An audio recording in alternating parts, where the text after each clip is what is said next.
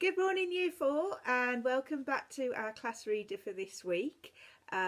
If you remember last time in chapter 28, Ruby had found herself in a strange city. She didn't know where she was, and to top it all, the riverbanks burst and she was left on the streets and swimming to try and stay afloat with everything around her being dragged by the flood. So let's find out what happens to Ruby. My arms splash and wave as I try to grab onto something. Objects brush against my legs. The current sweeps me into a woodland area and I reach for a tree and wrap both arms around it. I grip it tightly. I've got it.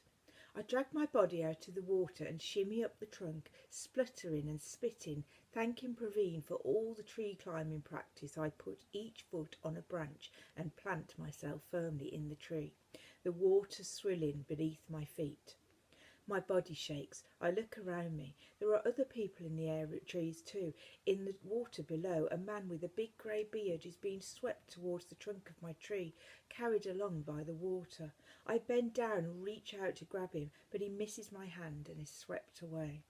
Bashing into the next tree along, he scrabbles to hold on, and this time he makes it.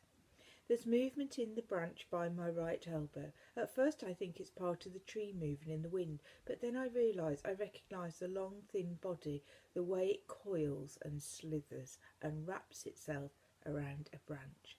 A viper. I see more snakes in the other branches, one with diamond patterns, a bright green, flat one. The tree's full of them. They've all slithered up to escape the water like me. One hisses and I freeze. After a second it slips away, higher up into the branches above me. My wet clothes drip into the rush of water below. I should be more scared than I am, but I feel oddly calm. Maybe it's because I'm in shock, or maybe it's because the snakes remind me of Mum. I open the bag to check on my camera. It's safe and dry.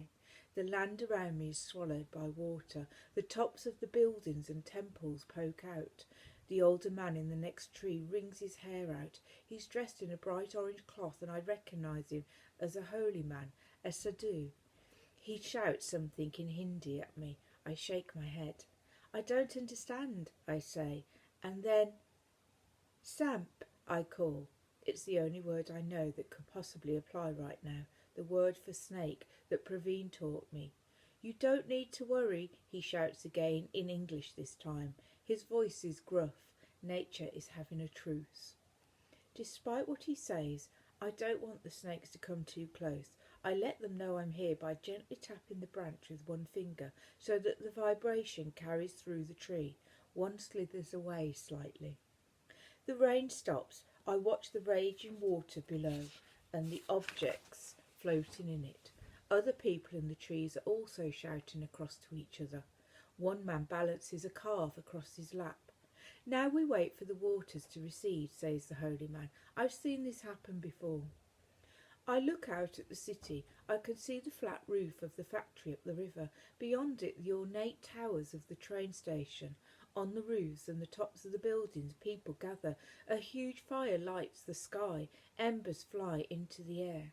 They're trying to perform the cremations from the roof, says the holy man. Now? I ask, really? They've travelled far and it's cost them much to come here. I think of Mum and feel my face tighten. You've known someone who's died, he asks. I nod. Many people believe that a person's Atman or spirit lives on, even after their body is gone. They will come back in a new body, like changing old clothes for new ones. Or shredding an old snake skin for a new one, I say, aware of the snake still around me. Exactly, he says. The old skin remains behind, but it's empty of the snake. But the ultimate goal is to be free from the cycle of death and rebirth. And if you are cremated here, in this holy place, with the goddess Ganga, people believe that will happen. What if you were cremated somewhere else? Then what? Then your Atman will return to earth in another body. I don't believe that Mum is in a new body. I felt her with me on the mountain, even here with the snakes. I know that she's still with me. Where did you learn to speak English? I ask. He smiles. I haven't always been a holy man. He rests his back on the trunk of the tree, wrapping his legs around the branch he's sitting on, freeing his hands. I realise I'm still gripping the branch with all my strength, and my knuckles are turning white. I loosen my grip. I used to be a businessman, he says. I ran a technology company in Bangalore. What happened? I ask.